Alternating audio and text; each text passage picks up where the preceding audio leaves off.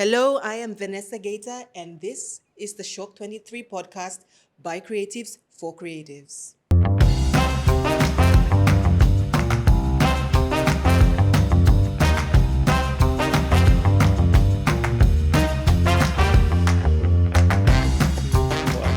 Hi, I'm Shawk23, and this is the Shawk23 podcast. This is the podcast by creatives for creatives, where I chat with other creatives and other people in the media industry, where we share our knowledge and our experience. My guest for today is none other than the founder of Unicorn Emprise Ltd. You may know her previously as Hello Taxman, and she's also a proud mom. She specializes in giving bookkeeping and tax advice. It's none other than Vanessa Geita. Hi, everyone. Thank you, Chan, for having me here. It's so good to finally. I know, right? I think we've had so many conversations Yep. that for us to have To plan this out and to have to meet in actually person. It's so good to have you on board, which I hope you're going to be a regular, because I don't think we'll be able to talk about everything we need to talk about in one recording. So I'm pretty happy that you're on this show. Thank you. I am with you on this journey. I couldn't do my own podcast, so it's just in alignment with what I want to do but can't, and that's where collaboration comes in, and growing your network, partnerships, and all that kind of thing to reach the same kind of goals, I guess, with sharing our journeys. Fantastic. Before we go into a more deeper discussion, here's a word from our sponsors. The Shawk23 podcast is proudly sponsored by Smart Hills Corporate Solutions. Smart Hills Corporate Solutions provide IT solutions for corporate businesses and creatives like myself. They provide a wide range of products and services and are certified resellers of software such as Microsoft Office, Adobe Creative Cloud, Wondershare, and more. To find out more, please visit their website on www.smarthills.com.pg. Now back to the show. And we're back. So, for those people who don't know you, can you please tell them who you are and what you do? Thanks, Chan. So my name is Vanessa Geita. You can find me on the socials as VGeita, at VGEITA. And before that, I was Hello Taxman, like Chen said.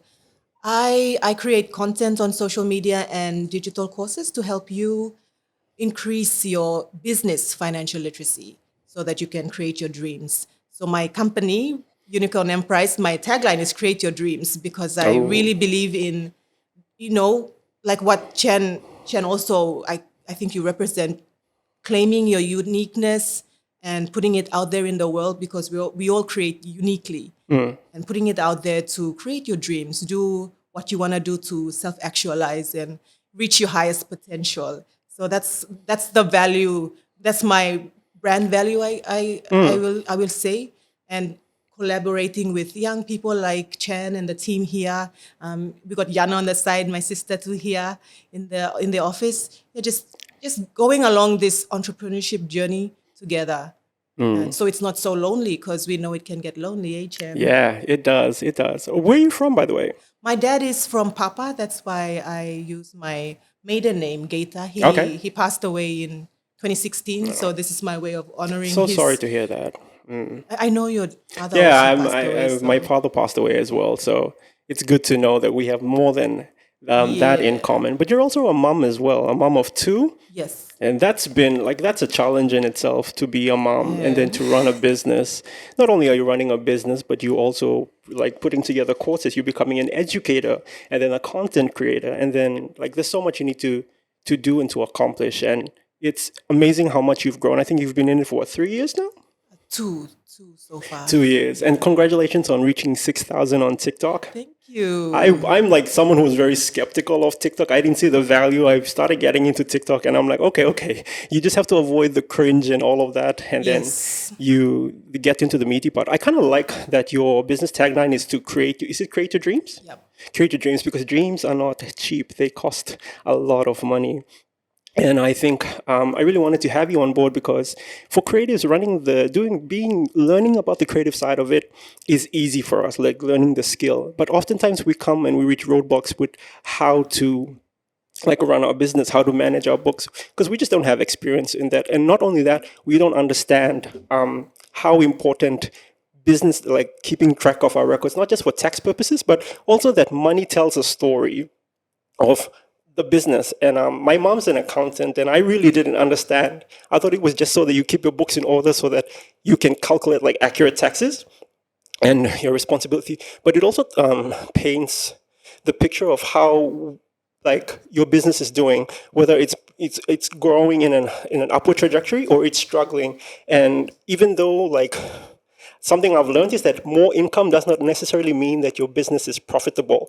And then learning and starting to, like, I'm slowly piecing together like the story that the numbers tell. You're an advocate for like financial reports and learning how to read financial reports and all of that. And for me personally, like I'm starting to get, and I took your free course, which helped me to unlock a lot of that, those limiting mindsets that I had about my business, and for me to like start to understand and to value the importance of keeping receipts and tracking your expenses and separating your personal from your business expense.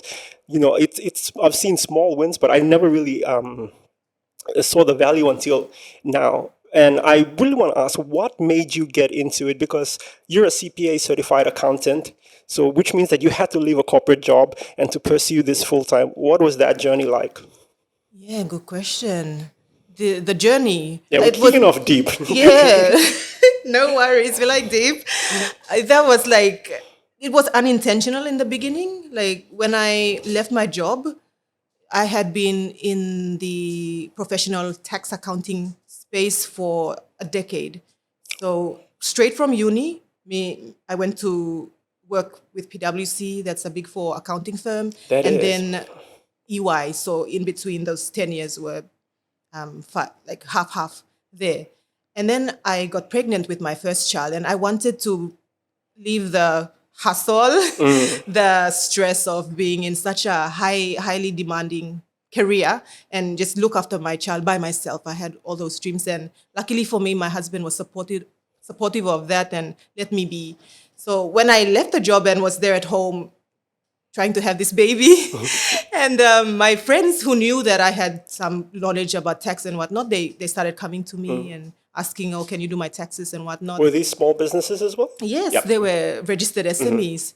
And I had I was naive because in high school, when I was growing up, I was not surrounded by business people.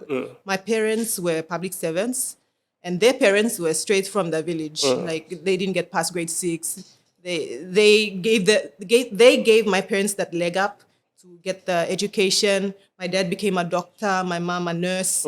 So they gave them that leg up. And then my parents stuck to their government job almost all their lives. My dad died as a public servant, and my mom finally went into teaching. She's now at the university that I went to, PAU. Oh, okay. And we were not exposed to small business other than just going to the shop to purchase, being a consumer. So I was not surrounded and doing like table market sales. So I sold lollies in high school. That's the only entrepreneurship thing I did. And I didn't know what business meant until, even though I studied 4 years in uni at PAU, we learned all the theory as much as the course could give us. And then I went straight into this world where business was done at the highest level in accounting. And that was like a big, big learning curve. Like I Yeah. almost decided maybe I'm not meant for this. Maybe my degree was No. a waste. I feel you because I graduated from Unitech as well. I did like computer science, and I don't even use that degree anymore. So sometimes I feel like it is a waste. But I'm grateful for uni experience because it just Yes. the fact that it teaches you work ethic, that Yes. was a really big advantage. Sorry, continue. Yeah, but I wanted to throw away my degree because I went to specialize in doing taxes with PwC. So Did you study accounting I specifically? studied accounting in PAU, but taxes was not taught like how you do it in practice. It was Okay. taught like at theory level, and it was not. these are the forms, these are the actual things you do in actual life. It was Yeah. just like theory. You No. calculate something like this and like that. I feel you because I remember like now that I'm running a business, I wish I paid attention to business studies more. But you And wouldn't have gotten it. You exactly. wouldn't have Like I gotten it. remember in second year we had a mandatory business studies course and I just studied just to get like a mark so I could pass into the next semester. But like now like learning it practically, like it's a very different setting from learning something at university where they just teach theory and then I think they more prepare you for a job than it is than the Absolutely. practical skills of actually running. So because running a business is more, I think Absolutely. it's more experience than, and that's why I really love it as well, because you don't need a degree to start a business. And a lot of successful people like multimillionaires, they had no business degree or business experience. They are dropouts. A lot of them are dropouts, but just through the hustle and grind and just learning skills that everybody can learn, they've managed to earn that success. Yes. And then I guess they can also pay people to do their taxes. When it comes to Well, something like taxes, I mean, this is in answer to your question, like what brought me here, yeah. to do the content that I do, because I understand as a Papua New Guinean, the education system we go through. So I did most of my schooling in PNG, then the uni, and then being exposed to a career where I was working with expatriates, mostly expatriates, local expatriates, but who had exposure working years and years in PNG, but not they didn't go to school here, so they can't relate to how hard it is for us to go work in a place, even though we have the degree, Yeah. but to go work in a place where you're expected to know practical things, Yeah. but we didn't get that practical Yeah. knowledge in high school, in university. Yeah. So like the first year I was like, man, maybe I shouldn't be here. I was given this task to do a GST return. That's one type of tax in PNG. And that was my first time ever to see a form, a GST form. I was like, man, I was not a bad student at And you uni. didn't even Yeah. you haven't wasn't exposed to that in uni? No. What? That's the thing. And we weren't given the practical things. We were just given, some theory, the name is called tax, and sometimes you calculate tax Wow. for employees in a business, that kind of thing. But to see a form there and be expected to know that, the lady was like, hey, it's easy, just fill in the thing, and then Yeah. you're looking at this form with words that you don't even know what they mean. What are the repercussions of filling it wrong? All those kind of things. Yeah. So you were Jumped. faced with a lot of pressure. Yeah, and I was like, man, what did I do in uni? What was taught there that? And I wasn't a bad student. I was saying, like, No, I I I totally sat in front understand. of the class, I paid attention, Yeah. and then I didn't know this. So, Yeah. the first, second year, you're learning and seeing all the taxes, reading the huge, they call it the Bible, the of tax, the Income Tax Act, and there's other legislation. So you kind of had to be a lawyer as well, read through True. these There's like things, the and jargon as yeah, the well that you jargon, man. No, I totally understand because, like, one of the reasons why I explored a different career path was that when I was in uni, I felt like the curriculum was a bit outdated because I went to school, like, now, like, app development is a thing. When I was in final year, it was an elective, like, Android just came out. And so a lot of me and my colleagues, when we graduated, we really didn't feel the worth of our degree. And we all knew that what we learned was not enough to sustain us in the industry. And we would have to do a lot more learning in the industry. So I really understand like the struggle that you had to face and then, you know, navigating that and then now doing our own thing is a whole another learning process as it was and as and it and not to like knock off like that our experience at uni was no not worth it. It's just maybe this just didn't meet our expectation. That's what I will yeah. say. From my point, like it didn't meet my expectation, but I'm still grateful for that experience Yeah. because because like I remember in third year and finally those were project years and I learned like now for me meeting deadlines, it's like a skill that I've developed just because of uni. I'm so grateful that I learned all of that through uni. And not only that, like in there's a bit of like like when I do motion design or animation, there's a bit of scripting and things like that I'm grateful that I am able to do because I have a computer science degree and I'm exposed to programming. So in other words, no experience is a waste. I think it all adds. Amen. Yeah. Yeah, That it is just it just adds value in a different way that you first expected. yes, absolutely. And also life experience, I guess, coming straight from, being a child into adulthood during uni, not having experience in doing, running your own business, my own business. I did not know what it takes to run a business legally. Yeah. Like we have table markets and whatnot, but legally doing it. So So at going, work, yeah. So, they, sorry, continue. at work they taught us, the IPA side, how to Oh, register yeah, yeah, business, yeah. and that's part of taxes. Because to understand taxes, you need to understand what a business entity structure is, how it's structured, business name, company, local company name, foreign ones, all the tax depends on how you set up at the IPA. Yeah. So learning that, registering companies for my employer, doing their taxes, managing it. That part was the job part. But starting your business with that Yeah. knowledge is like, you starting your business with your technical knowledge. Yeah. But when you start a business, it's not just your technical knowledge. Yeah. It's a whole set of skills to build your own organization.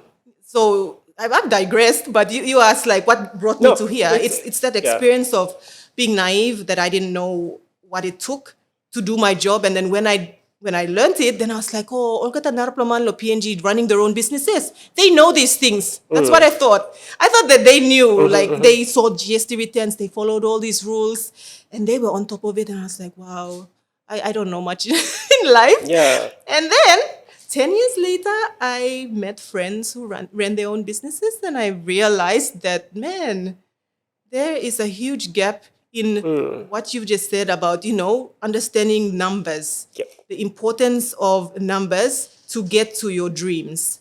So you've explained it really well, and I'm so proud to hear you say that, because that's something I want other people to understand too. Just in respect to my profession, you can't measure, you can't grow what you can't measure. And we're all talking about profit out here. We want to be profitable, but in business, the only people that can calculate profit for you is an accountant. Is a qualified accountant who, yes, went to uni, got that degree, and then practiced. I have lots of friends who are accountants, but they didn't practice accounting. They went and did some other kind of job, and they can't do accounting. And then there's accountants who did accounting only, but can't do taxes. And then that's my advantage. I can do accounting well for my small business, and I have the theory from high school, from uni, and from working in an environment where business was talked about in a different way than what the SME space here currently talks business about. Yeah. They're talking. You're talking the biggest businesses in PNG. They go to these big four accountants. All the biggest businesses overseas and locally go to big four accountants to give them tax advice and all that kind of thing. So 10 years, I'm exposed to hearing all these people talk about business in a way that the textbooks didn't. But because, of course, we went to uni, we kind of can relate. If you're aware, there's some friends who are accountants but can't, you did the job, but you can't apply it to real life. Yeah. You can't apply it to your own business. I've met Yeah. those kinds of people as well. So that's where you notice the gap. I noticed the gap then. And I really noticed because I tried to do their bookkeeping in the way that could help them grow their business, but it was not working out. The biggest problem was like you said, they thought bookkeeping was just something to throw at the accountant and they'll sort it out and I'm not going to be involved in it.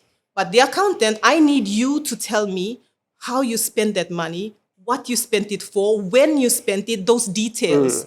Because accounting is all about details. Those details, and then we build your story. You build those financial statements. And that was just communicating was hard. I lacked communication skills in the beginning. And they also lacked, how to talk about their business. And then there was this, and I was like, okay, I've got to grow. That's the thing, I really started to appreciate accounting because when I first started, I thought it was just numbers. It's boring. As a creative, those things are boring to me. But when I started to really notice that the money tells the story of your business and how healthy or unhealthy it is. If you're growing or not, Exactly. as in if you're profitable or not. Because then by looking at the numbers, there are areas that you can fix and that you can change. You can see you can see which one is your most like where Profitable your revenue incomes stream. come, your most profitable revenue streams up, and then you can adjust. You can let go of things that are not profiting you, and then you can continue to grow. And then you can find areas where you feel stuck. If you're not growing and if you're constantly stuck at a particular income, the numbers will tell that story. But you need that skill, or you need someone to help you to understand that story. So I think the main takeaway if you're watching this is just to don't see them as numbers, see them as the story of your business, because I think numbers is the universal language of any business. If you can understand the numbers, I think the story is straightforward. Yeah, well, we hope it's straightforward, I but mean, it like, tells you, in theory. because there's this saying, numbers don't lie, but my experience, numbers lie when the business owner lies. And that was my problem. The business owner was not telling me how they spend their money. So how can I give you your story, your true story, if you're not giving me information? But that also came back to me. I couldn't communicate in a way that will make the business owner give me their numbers so that I could paint that picture, a true picture. I think everybody is just very kind of afraid to Yeah. to reveal and to be vulnerable about. That's something my I think- ego had to learn. I think it's also about our society. We're not a society that likes to talk about money and like to bring it in the forefront where Yeah. like money It's is personal. Exactly. It's and private.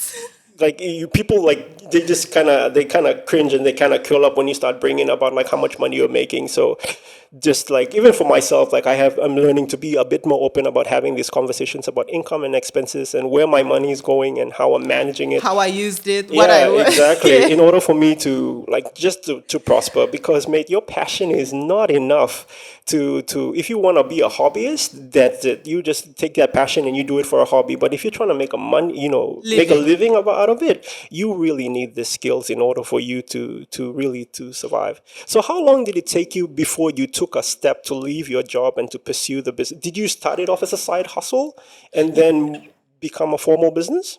Yeah, so I left my job in the middle of 2018, and then I started the business in September, August. I registered formally. So that's 3 years in between 18, 19, 20, 21. 3 years of just casually trying to help friends and slowly coming to the realization that, hey, maybe I could. So you were just turn. you were just looking after books, like you were being a bookkeeper. Yeah, I was just casually within for free. Ooh, how generous of you! But it was so casual. Like it's nothing like now. I take it so serious Yeah. now. It was kind of like also a learning journey for Yeah. me to really appreciate my profession, because before then, Jan, like I had so much imposter syndrome because I was working with people in the profession for like they've been here since the Tax Act was made. I felt dumb at work. And then coming out, I was like, whatever, like CPA. Now, like, you see me, I'm proudly posting it everywhere, like CPA, PNG. Before I know, It sounds like you just found your purpose to what you're doing, and that's giving you a greater meaning. Those were the 3 years that slowly, 3 years, and even after starting the business. You were also raising your newborn as well during that time. Yeah.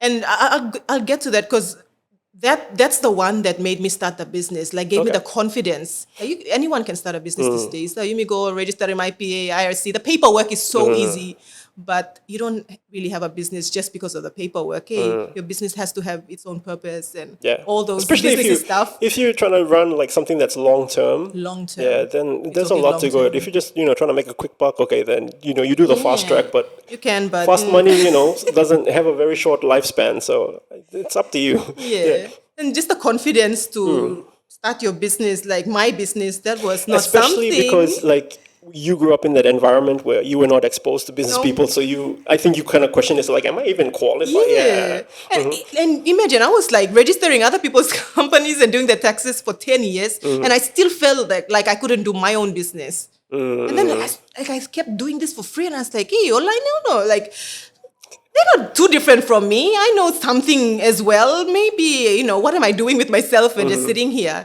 But it was having the children that really changed things for me. That was 3 years after unemployment.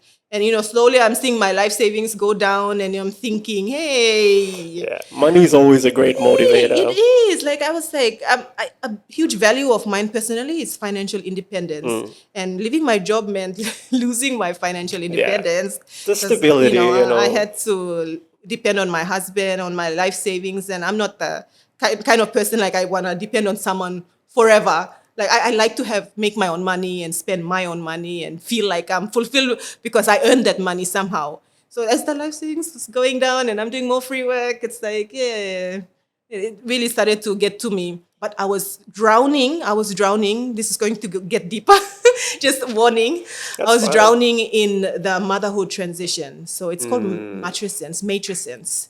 It's like teenagehood, adolescence, toddlerhood. This It's was your first huge. child? This was my first child in 2018, end of 2018, and born. And then I had my second child 2 years later. So he was in his toddlerhood, the stormy toddlerhood. And I was in my stormy becoming a mother. And then you have a newborn. And I guess you're all single people here, right? Yeah. We're, So, we're who yeah, Beyonce when you sings get about. there, when you get there, people, yeah, maybe you can relate better. But for those who have been through motherhood and the transition and dealing with a newborn, for me it was very hard. I like to do things alone, so I refused help. I did not Wow. want anyone to come and babysit. I was like, Miss Trong Pameri miat ba mekim. And then I started to Wow. fall Yeah. into what I thought was postpartum depression, postpartum anxiety, those kind of things. But later I found out that it's more matrescence, this transition of finding your new self as a mother, as a wife, Wow. in the home, So it's dealing just with that. kind of like finding a new identity. Ah, Exactly. okay. I love how you've talked about this in your past podcasts, and I've heard you speak about it. That's a passion of yours. Just continuously building yourself up and reaching your Yeah. higher Yeah, potential. I think we become like that's how we grow, is that we just don't acquire skills. So turn a year old, I think we actually grab new identities along the way. Absolutely. And yeah, And the more conscious you're about it, the more conscious you start evolving yourself, the more different your outcomes are. Yeah. The more intentional. That's why my tagline is create your dreams. Yeah. Because dreams are just, fluffy things out Yeah. there until you get intentional about Yeah, them. I really like John C. Maxwell in his book, The 15 Laws of Invaluable Growth. One of the laws is you have to know yourself to grow yourself. And, confronting Amen. yourself, that's really always hard. But then, in terms of Amen. running the business as well, like you have to know yourself in order to, I don't like to say this, but like you have to you have to sell yourself, you have to sell your products, and you have to sell your strengths so that you attract the right kind of customers, and that involves a lot of, especially in the realm of branding and personal branding, you really have to have a deep sense of who you are as a business and the vision and the things. If you want to build a business or build something that will last long term. Self-awareness. Yeah, I didn't have that until motherhood hit me I and didn't put have that with until I started my business. So welcome to the club. you have that advantage. So going into fatherhood, when you eventually Yeah, get there, I also you have. have this self-awareness that, I lacked back then. I I thought help. I had it, like I was like 30, I was over 30 when I had my Yeah. kids. And I thought I've slayed in life. I am going to be the best parent ever. Like you know how sometimes we look at our parents and like, no, I'm not gonna be like them. Until you have kids. Like I I have the didn't. I was advantage. reacting like I was like, this is what I thought I wouldn't be. I have the advantage of like having like helping raise my I sister's love it. nephews, and they're like they're basically mini me's. I get cross to them because of the cheekiness, and then I stop and I was like, wait, where do they get it from? They get it. I mean, I'm guilty, but anyway, like I remember like we're talking about parenting now. What a podcast. Anyway, what I'm trying, like on that note of like you not trying to become your parents, like when we discipline them, I remember my parents said the exact same thing. Like we're getting cross to them about the exact same thing, and then like it made me appreciate my parents a lot more because okay, like I get where you were coming from. We didn't like you And back then discipline we were them. like, oh, Tamika picking him in upload, make it Yeah, was. exactly. But then And then you just repeat the same things. so you're But going through all of that, and yeah, then going through that like really made me do Hello that. Taxman hasn't even started yet, and you're Yeah, already going through all of yeah. this. And like that's the one that really, forced me to look into myself and do the whole, childhood trauma. What's happened in the past to make you react to your child like this, to your baby? Well, baby, like, how could I react like this? All this guilt. It's the guilt cycle that really got me down. Like, oh, I'm not good enough. It reached the point that you're like, man, can I really be this person that I thought that I could be? Like, I knew I wanted to be like this, but I was stuck in all the mindset blockages, limiting beliefs, all of that stemmed from my own childhood upbringing. Not saying like my parents were really bad people, but no human is perfect. They did what they could do, the best that they could at the time and with what they're given. But there's effects of that in our, when we become parents, it becomes really, really clear. It became really clear to me. So I went into this whole learning experience of looking back into to being more self-aware of myself and why I react to things around me. And then it really forced me to accept help because I was drowning deeper and deeper into this depression thing. Yeah, as you were saying, like motherhood and learning and knowing yourself. Knowing yourself, that's right. Yeah. So it was motherhood that really forced me to become self-aware, to be conscious of what kind of person I want to be as a mother.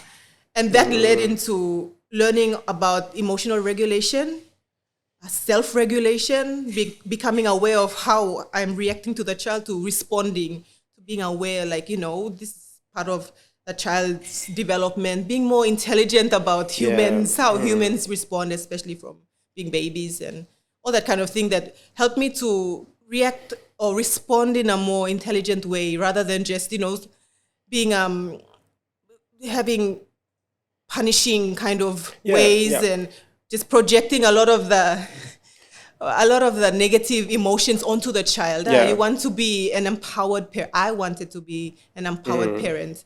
So as I was learning about how to regulate my emotions and understanding this little human being, I became more aware of like, hey, this is how maybe I should be more open to those friends, those informal clients that I had. Like I'm not communicating well enough to them, just like I'm not communicating well to my husband. And by then I had help. I had a cousin sister. You finally accept. Well, I didn't. My mother saw me losing my hair and losing weight and losing my mental state of mind. And she was like, you pass him out now. Cousin will come to our house and help you with this baby so you can find yourself again. So shout out to my mom or the mothers who know this. Like, it's good that you're bringing that out because I was going to say, like, limiting beliefs or money mindsets, whatever the mindset you is that basically you are how you were raised in a way. So like a lot of your limiting belief, what you think is holding you back or why you think you can't do something, it's actually taught at home. You actually somehow your parents taught you. They may not have like intentionally taught you, but it's just based on the environment that you grew conditioning. up. You learn those things. Especially like I started to really dig deep about like money mindset and how we are like. People started to talk about like your relationship with money. Like I never saw that. I thought money was just a thing. And then it really unlocked a lot of like my spending habits, especially like my spending habits. Like, oh, okay, I spend like this because of this. Or when I'm making this amount of money, like it goes really quickly because of this. I learned it from this, like how my parents used to, how they responded to money and things like that. So it was really like eye-opening to learn those things. To become self-aware. Yeah. And just to know that like everything comes from belief. Like your mindset really like manifests into actions. Like the Bible just says, like you are, for as a man thinks he is, you are what you believe. So if you're constantly believing on the story that you're telling yourself that, like if you've, and then like the traumatic experiences, like if you didn't make it past like high school or uni and you think you're a failure, and if that's your belief system, then you're going to act like a failure, whether like you really are, because deep down you believe you are. So no matter how many like self-sabotaging, maybe we can talk about all these things, but like I started to like unlearn all of these things and unlearning. That was the huge part of the and then, like, mothering thing. And recognizing it is like hard because you have to have a really good look at yourself. Yes. And what you're gonna find is not pretty. And no, I was like, what am I? I thought I was a good human. I'm this evil person, man. Like, how can I, be so angry at a baby who can't sleep? But then, Yeah. this is newborn. You're not sleeping. Yeah. And then You're feeding them like the whole night, come morning. And then I was this person, like, help. I can go clean the house too. I can go wash the plates. I can do everything. Exactly. And then when, people are not helping, I'm like, like being And so then, mad like, about it. and then when you Why start can't you to see realize, me struggling? But yeah. I didn't say it. I didn't communicate. Exactly. But like when you learn that, like your kids learn it, or like like when you've learned that you're a product of your environment, and then you start like having kids or exposed to an environment where kids look up to you, that really changes business. Okay, no, I'm actually going to contribute to their growth and everything. So like for me, like now we're teaching our nephews how to save, like the value of money, because they think that uncle can buy them anything they want. But I'm like, no, I work hard for my money and I'm being generous. So like it's like I'm learning to teach to be a better role model, not the best, because we're all human, we all make mistakes, but at least help them to be a bit better than how we used to be, so that they can have a better future. Give them that leg up. Exactly. Our parents gave us, and then, we just want to be that for, I want to be that for my child as well. So yeah, that was the whole, just changing myself from being this person who was so like, self-guilt. I just was stuck in this guilt cycle. I'm not good enough. I'm not good enough. I'm not good enough. And then like, why did I think I'm not good enough? That's and then imposter changing, syndrome, and changing. No, I'm enough. Because it got to a point where it took you that situation to actually the create like lowest. Hello Taxman. Yes. Yeah. Because when I hit the lowest, I was like with 2 children by myself, where I had been struggling with fertility issues for 2 years, and then I had the son, and then the daughter just popped out in the middle of COVID somehow. 2 years after, and that's pretty tight. Well, congratulations. Yeah. Thank you. And that's pretty tight to have 2 kids in that time frame, and I was over 30. So I was like, by 40, I'm supposed to be financially independent and free and, all that kind of thing. And here I am being this person that I wasn't happy with myself, and just constantly, I'm not good enough. I'm not good enough. And I woke up one morning and I was like, am I strong enough? Like I questioned my own worth. And like that's my driving force. I never ever want to be that Vanessa that thought she couldn't be a mother to these 2 children. I will never ever go back to that. So when I hit that low point and finally got forced with help from my mom, and then I started having time to go on social media and start reading, listen to, and I discovered podcasts then. That's when I discovered podcasts. Were you looking for like a particular skill to learn, or were you parenting? just parenting? I was onto all the parenting, gentle parenting, conscious parenting, all the non-punishing, non-violent parenting. I wanted to be that, It's interesting that I thought that it was just like people needed help with their taxes and you started the business, but now it's all about your parenting. All about parenting and just and just listening to experts in that field. In alignment with who I wanted to become, the kind of parent I wanted to become. That's me, I'm on podcast 24/7. Well, I had to look after the kids, but like when I'm doing the dishes, when I'm doing the bottles, when they're feeding, I had this podcast going. On social media, I'm scrolling and reading all of these posts that experts in their fields were doing. I'm now thinking about Hello Taxman come out. I was like, as I was healing and changing myself to, behave more, change my just mind, to so I improve can yourself, feel better and behave better in my home and to my kids. Now I started thinking, man, these are experts doing what they know to help other people on social media. Now thinking, well, what if I try to talk about taxes? Let's see. That what if mentality is so powerful. It is so important. Like it's crazy when your mind starts to think, like if you're someone who has what if thoughts all the time, like entertain them. What if it fails is the negative one? What if it works? What if I could? What if it happens? This podcast was a what if thought, and then it is, but like it's such a powerful. Sorry, continue. Before we sidetrack into no, we're going straight into business now. Because I really like because like I think the person that I love who talks about it so much is David Goggins. Like he was like this overweight person who felt like a loser in life because he came from an abusive home. And he sits down and he watches a documentary about Navy SEALs and he tells himself, "What if I could be a Navy SEAL?" And he's the least he thinks he's the least qualified person.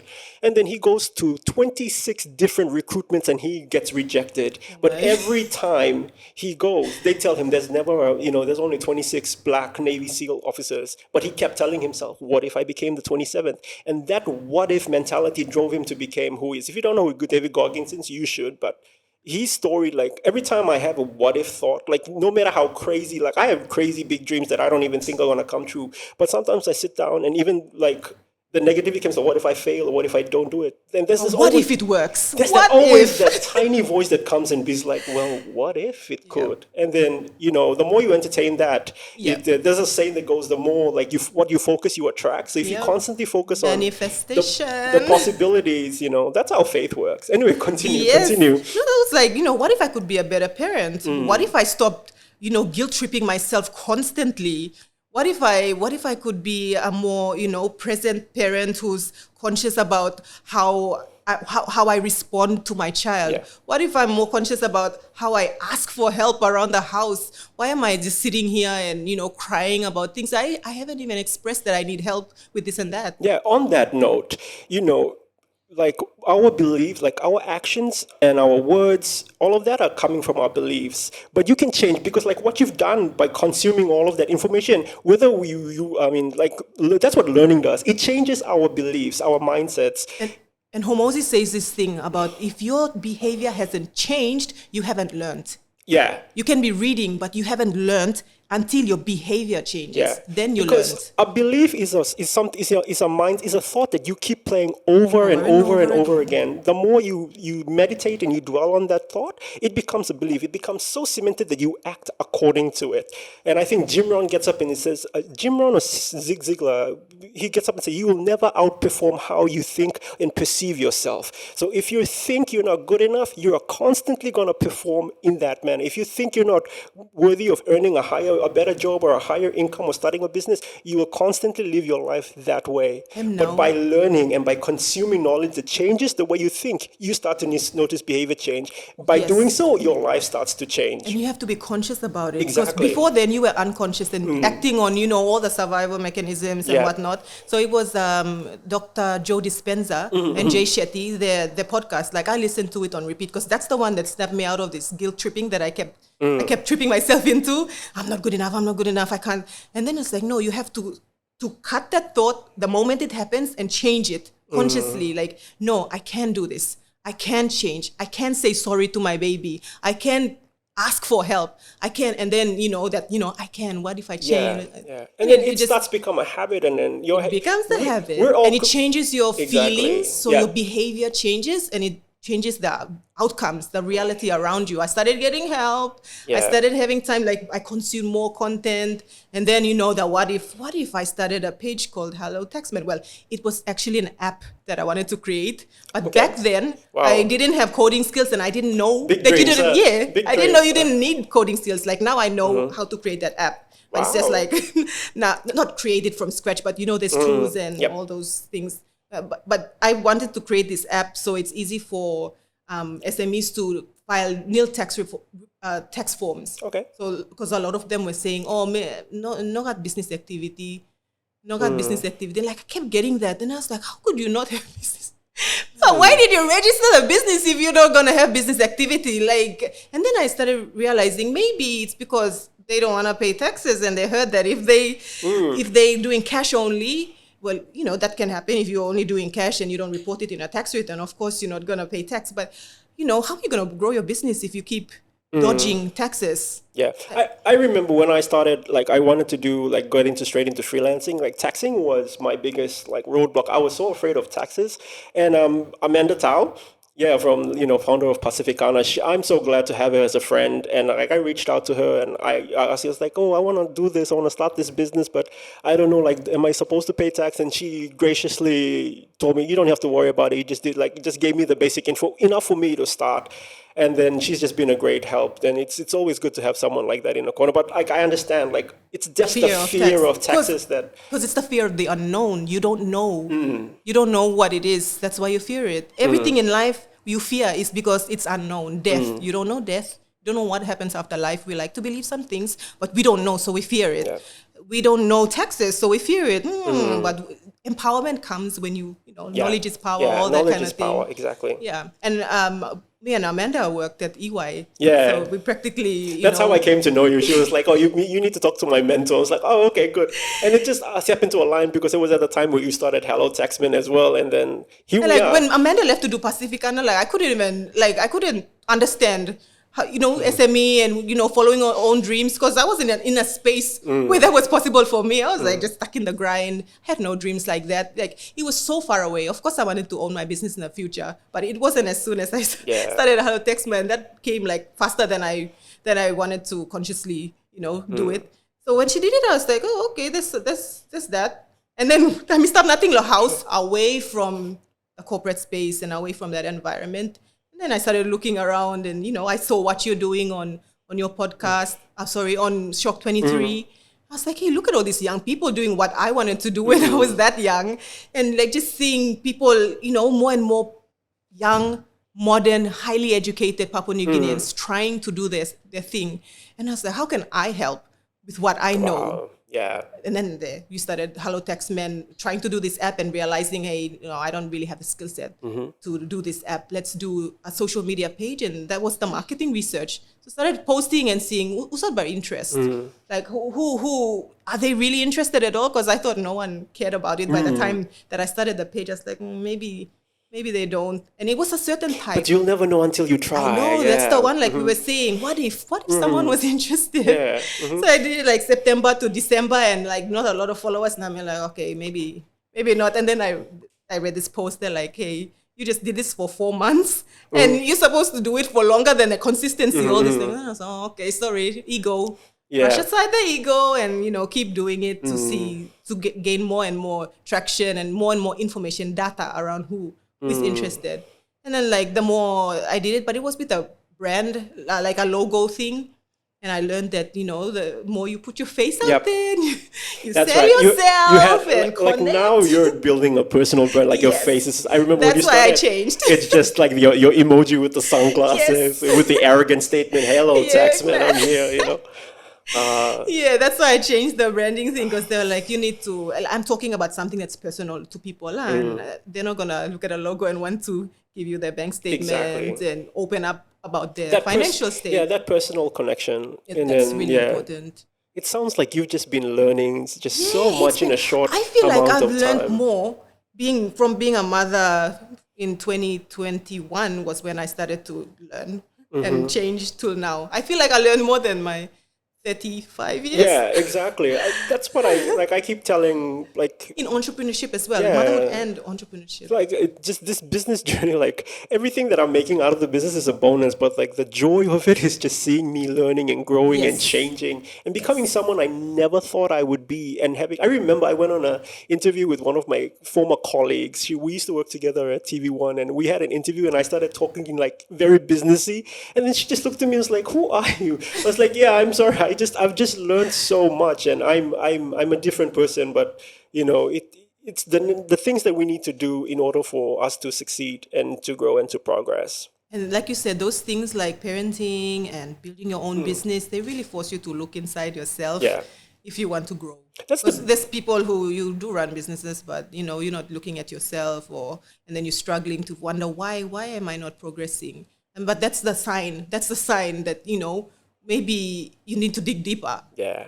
But it like now I'm talking to you, and then I'm starting to understand how you like portray yourself on social media. Sometimes like when I see your videos, I'm like, she's like my mom, like telling me that I'm not doing a good job with my books. And now it makes sense because it comes from that background. It's your parenting and your purpose to be a better parent and to create a better future for your family. And then you're just mothering everybody's books. It's kind of like that with business. You have to actually educate your audience about the value you're going to bring in their lives. But yeah, sometimes, not in a too harsh way, but you do need, people are not aware until you tell them. Yeah. And that's when they can convert. And some people are stubborn as well. So sometimes you gotta be a little, push a little harder. And it's You like, have to push the button, like you said. Yep. So that was how I started. Like this, that was marketing research to put content out and see what it was. Just random, and it was also self-help for me because I had abandoned myself during that motherhood stage. I thought that I'm 100% going solo motherhood and not care about myself. So So I wasn't like waking up and washing my face at least. I was just wake up, go You make know, him susu like- baby, walking up. And then I was like, being a shitty person at the end of the day. Like on that note, like the big space, like when you consume content about self-improvement, they talk about taking care of yourself first, then other people. And that was like I didn't know that There was like a before. huge, like I had like conflict with that. I was like, same. no, that's selfish. That's selfish. You have to put other people First, first, now you know, you and last. that's like as a culture, as a community, that's what we're talking in PNG. Yes. And then I think I came across this post. It's like, well, if you're taking care of everybody, who's taking care of you? And what now- happens when you're not taken care of? You're trying to pour out of an empty cup. Exactly. That's the one that hit And me. then- And I'm oh, no wonder. I think I can't remember who said this, but one day I listened to someone and it was like, you take care of yourself so that other people don't have to. And it's not that, it's just that, you know how sometimes we demand people to reciprocate? And if you're taking care of yourself first and foremost, then you don't need somebody else to take care of you. And you won't get bitter or angry if your family or your partner or someone you love is not performing to the standards of the expectations you have. Because you've kind of got you, and a majority of the time you got it. And everything else is kind of like a bonus. Yep. And then I realized, like, you can't perform if your physical health is down. You can't take care of your family. If your mental health is down, you can't run your business. If it all comes back to you. Yep. And I think if we better ourselves as people, we start to better our communities. And if all of us as better people, we build better communities, we build better suburbs, build better neighborhoods, better communities. And I think eventually in the long term, a better PNG. PNG and world. Yeah, better world as well. And with the thing with resentment and you're expecting, reciprocation, that's one of the biggest lessons too. I was expecting my husband to do things during that newborn stage, but I was not actually telling him. So you're sitting there and expecting help and help not come, and then you cross and just acting out, banging on Santelo kitchen about childish, like stupid, eh? And then it's all about communicating, but communicating effectively. So communicate through those because that's undertoned, that's a major skill negative. that's needed in in the creative space. Like I've encountered a lot of creatives who are very shy and very introverted, and they find it very hard to communicate their worth and their value. And when I think when you're in a business and someone gives you a task, it's easier. But when you're representing yourself, representing the interest of your business, and then you're trying to like win a client and pitch your ideas, the communication becomes a very, very I had to learn that. Skill. I couldn't even explain, taxes and stuff to those friends of mine before I formalized. And that's when I noticed, because I communicate good. I ended up like buying a whole course and masterclass beginning of this year just to learn the psychology behind communication. I mean, and that's why now I'm like talking animatedly and able to like express things more better. Because of investing in learning to better myself, because that, like you said, communication is so important when I'm trying to build a brand. I need to communicate to influence. Especially because now you're becoming an educator and you're building courses and transitioning into that. Like now you're putting your face out there. How challenging was it to switch from a logo, an emoji, to now you're putting your face out there? Took 10 months. Wow. 10 months. From September. Just for you to get comfortable. Yeah. And that was like June of 2022. And I was supposed to go to the NewNet podcast. NewNet started the podcast and Godfrey invited me. And I was like, man, I can't go without, by one and put the logo on Facebook and I got podcast. And then there was like, okay, time to put my face on Hello Taxman. And it forced me to, and by then I knew I wasn't going to get clients without putting myself more in my human form. No more hiding behind the logo. This is like I took the business seriously. If I want people to open up to me, then I have to do it first. This is who I am. I'm safe. Create that brand or be real so people can open up to you. Especially since you're positioning yourself as a consultant as well. Yes. So it's a lot of communicating back and forth. And it's on social media too. It's not like I can go and do it in person that much. So I'm trying to build this online business. How am I going to present myself online to make people, do the three factors: know you, like you, and then finally, collaborate with you in business. So you've done, how many courses have you done so far? So I've done the one that you took for free, which I ended up the money mindset selling. one. Yep, selling in February, and then I'm building this second one that I'm trying to launch by the end of the year. Okay, what's the second one about? So the second one was supposed to be the follow up from that money mindset one. It also has a money mindset portion in the beginning, because it starts with mindset, like we've already discussed. I think that's it. That's it. Like, you change your mindset, everything else will just fall into place. Yes. So it's called Dominate Your Business Money Management Foundations digitally. So it's a foundation course that you can It's a take. foundation course. It's that solution to that gap between me and my clients that I've experienced so far for 5 years. I've now come to a point where when I'm talking to an SME owner, I know the problems they have. Okay. And that is knowledge, some form of, the foundational knowledge. At first glance, you need to be giving me bank statements. You need to be working with me. You can't just throw the bank statement at me and go off. We need to be working close together to understand how you spend this money, so I can paint a proper picture for you. Because it doesn't make sense if you just run off and then I'm doing it and guess fire, and then that just loses the purpose of this whole relationship business wise. It's kind of like going to a doctor. Like, you go and you just have to 100%. be You have to vulnerable. tell them. Yeah, especially if it's like a very personal problem. But that like, was me, because I had like fertility issues 2 years leading up to being pregnant, and I avoided going to the doctors for all those 2 years. And I eventually when I finally went, and fertility means they've got to look at things that you don't want other people to be looking at. it's a bit too intimate for you. Yeah. And that comes back to financial statements. People felt like, I don't want to give my It's like, sometimes they're like, with prospects, they're like, oh, don't judge me when you say this. Like, it's fine. I do this. This is part of my profession. And like the doctors were, why you worry? Like, we do this every day. It's the job. so basically Vanessa is just the doctor to your finances. So see her that way. Yeah, but I can, prescribe, but in this case, you have to heal yourself too. You have to have some foundational knowledge and be open to knowing what comes next to working with an accountant. So this course addresses all of that: the foundational mindset, the foundational tools that you need to have first before you go to an accountant who can really paint a good picture of the truth of your business progress. What would you say is the main gap, or the main thing that you find common to, like, the main knowledge gap that you find common to all business owners, or the ones that you've been encountered? Just not knowing the value of bookkeeping and connecting it to the big business dreams. You're trying to make money to reach bigger dreams, but the problem is you're not keeping any record of this progress towards this dream. You're just stuck in this money making cycle, and I talk about this in this course coming up. The new course. Yeah. Oh, that's a good one. Toxic money making cycle. So you're just going around and around and around and around. The gold is upside there. And what's going to take you there is, if you did bookkeeping and saw the truth, where are you lacking? Bookkeeping will tell you where you are lacking in how you're managing money. Because business is not only about making money. The next step is managing money, time, resources, suppliers, clients, managing all of that to make profit. Like point blank, if you make profit, you grow. And this profit word is only calculated by an accountant.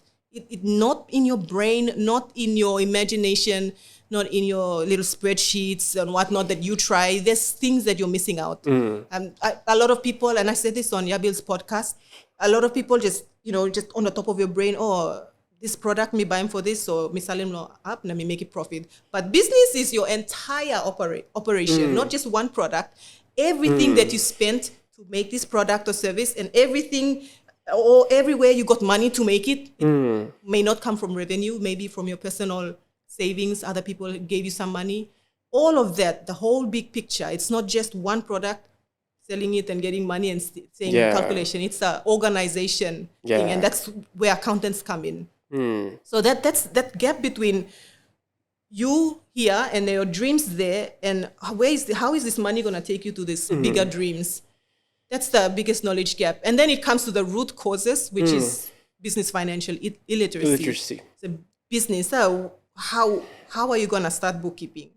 And this comes back to my course now. I'm teaching you what you're supposed to do at your end, how to keep these business records digitally, how to organize them, when to put them into a tax return, how to put it so you can know your taxes, one type of tax on your business income, estimate it at least, how to legally reduce your tax so you're not in trouble with the taxman. Like you can put my logo on and say, hello, There you taxman. go. Just get it on the shirt when you're submitting your forms. You'll be like, yep, I've done and dusted. You don't have to stress out about it, because I know a lot of people stress out about taxes because we don't know what's happening. It's so good to, like, you're just explaining. I've just only been seeing your ads on, like, your promotions on social media, and it just makes a lot of sense. It's a very valuable thing, a very valuable course, especially if you're attacking the root, the root of the problem. And I think it's a very valuable course and to take. Like, is there anything else you want to talk about the course? Like you said about root problems, and that's the first module about mindset. I talk about how I found out that I've realized that the people that I've tried to help with formal business money management, they're still operating with a table market mindset. I was just about to say a salary mindset. Yeah. So you're running your business with your personal bank account or treating your business bank account like a personal bank account. Yeah. You were talking about the systems, and I just made that connection. Like, I think we're so exposed to like the table market informal sector of how to run that business, like cash in, cash out. That how you're talking is you really actually building an organization and a company, and how money is actually supposed to flow if you're building an actual company. And to me, like, that's very valuable. It kind of elevates you from just a very basic, very, very low level business to table market. Yeah. Not that table markets are low value, but if you're registering a business, you have signed up with legal entities. You have signed up with the IPA. You are signing up with the government of Papua New Guinea to give some of your money to them. Yeah. And when you don't, on time, they will punish you to give more. And we don't want that. That's your money. Yeah. So for my takeaway is that you're basically teaching skills on how to build a business that can run itself without you. That's the whole point of business. Creating the mindset that a system-run business. Now. And the other thing, you're not your business. That is very important in money management. And that's where it comes with, separating your personal finances, personal bank account from your business bank account, and using your business bank account for business only. When you give that business bank account statement to the accountant, now it's only with your business stuff. Then it's easy for us to do your bookkeeping. It's easy for you to know your story in more real time than waiting 2, 3, 4, 5 years. Yeah. And then you didn't learn anything. You were just going in this toxic money making cycle, and your dreams are out there. Yeah. No connection. I mean, it's great because I think sometimes we reach a point in a business where we feel stuck and we just don't know what's wrong. And sometimes maybe it's not the product or the service that we're offering, but maybe it's just because there's something somewhere. From the other parts of the business that you haven't leveled up on. Exactly. Yep. And so where can we sign up for this business, for this course business? No worries. If you're watching the Shawk23 podcast, sign up on Chan's affiliate link. We have an affiliate partnership here. So sign up on his link so we can help each other grow our small businesses. So, down on your podcast link. It's as simple as that. Eh? Yes, it's as simple as that. All you have to do is just look in the description. There is a link to Vanessa's course, a very valuable course. And then all the details are there. And is it like open to everybody or to... No, this one it's open only to registered SMEs. Okay. So you've got your IPA certificate and your TIN. Okay. Your TIN one, because module 2 is all about how to know how much tax you may be paying in a year. This is a question I get from a lot of people. How much tax am I paying? And it's a bit more complicated than just giving you a number. Yeah. You have to know your IPA, business legal entity structure, IPA. So in the course, I get you through. Bracket that you owe, that tax you've registered. And then the tax registration, which one you applied for with the IRC, because tupla regime, but 5. Under the 2 regimes, 5 different ways that apply to you. And only one applies to your business. So I take you through that in your course. You'll get your tax return and at least look at the form and see, if you need help with it, which, I'm here for. But first, you can estimate your number. Fantastic. And, have something at least that answered for you. Yeah. And then we go through how to legally reduce it, because if you don't keep business records, you are going to pay more tax than you have to. Getting through legally reducing taxes on your business income. Already a pain point in everybody's life. I know, pain. Yeah. It is a pain. I mean, it's not like I'm advocating for taxes, but because of my profession, I know the repercussions of not paying your taxes on time. I see this happen for 14 years now. From how many Toya's penalties to millions of kina of penalties. You don't want to be wasting your money on that. And tax, and one of my lessons is called tax is like pigs. Pig. Well done. Because of this, sometimes I see on social media people are like, you want to avoid tax for the rest of your business life. Like, why did you register it in the first place? It's like having a kid and not expecting to clean up his. It's an obligation. We're obliged to. It's the dirt that comes with business. Not only that, it's like we're contributing to our nation. Taxes, whether we can. We hope it does, but sometimes it's required to. We see that it doesn't. That's actually a real complaint I get. Oh, but me can benefit him all. People with the tax money, of course you can. But then if you don't pay that tax to the government, then you get penalized. Yeah. How about what if you could proactively manage your taxes and make enough money to do all those extra, help support, sponsorship, community support? What if? Which is a smarter way to do business. Which is the way to do business. I feel like we can talk and segue into another episode. And I'm so glad that you're going to be coming on as a regular. Like, we just have to sync our schedules. But what you're just teaching is just very valuable. And for me, for this podcast I'm hoping to be the podcast for all creatives and people in the media industry to have some business advice to be given. I'm very glad that you're coming on board to Thank help you for others. the invite, Chen, though. Yeah. And I just want to say, Chen, before we wind up, it's not like I know everything about doing a business day. What I talk about is what I practice, what I do, what I know as a professional. Other parts of the business, I'm struggling like everyone else. My next thing is about marketing and sales.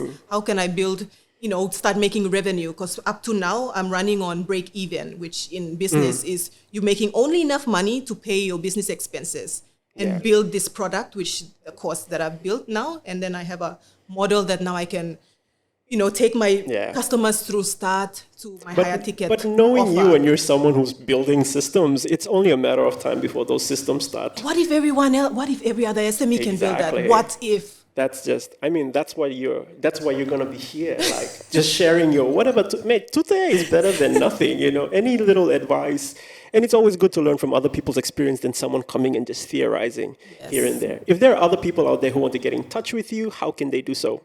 I'm on social media. My handles will be on the videos on the videos that Chen has out on his podcast. So click there and find me there at Vgeita, at VGEITA. That's shout out to my papa parentage. And I forgot to tell you guys, my mother was from New Ireland. Oh, so that's just in case anyone thinks I'm Filipino or something, because I've had that. Like, people are like, is this local lady or no gatimi yet? I'm the same. We have a lot in common. People hear Chen and there's like, wait, which part of, like, no. Which part of Asia are you from? Jackie I'm Chan. from Chairuku. Chairuku, yes. Anyway, thank you. We're running out of time, but I just want to say thank you so much. I really didn't expect us to have this kind of a deep conversation, but it's all the things that I love talking about, especially with mindset and just beliefs. These are things that actually hold us back from actually pursuing the things that we want to do, and until we learn to overcome those things. But the first step is recognizing them and being honest about yourself, and to really be vulnerable. And that's it. I'm going to start another episode again. Thank you so much for coming on board. Well, that's about time. Enough time that we have it. I want to say thank you so much. For you, if you've watched this far, thank you for your time and your attention. If you're watching on YouTube, please like, subscribe, and click that notification bell. If you're listening on Spotify, please follow along as well. I want to say thank you for my crew for today. I want to say thank you to Trevor Mullen. I want to say thank you for Jerry from Aesthetics PNG, Judah from Vasily Photographer, and thank you for Yana for being in the audience today as well. I want to say thank you, and nothing else from me. From all my fellow creatives, dream big, work smart. I forgot what I used to say, but always embrace. I want to start that again. To all my fellow creatives, embrace your weirdness. Dream big, embrace your weird, and always remember all things are possible to those who believe. I'm Shawk23. Haparua.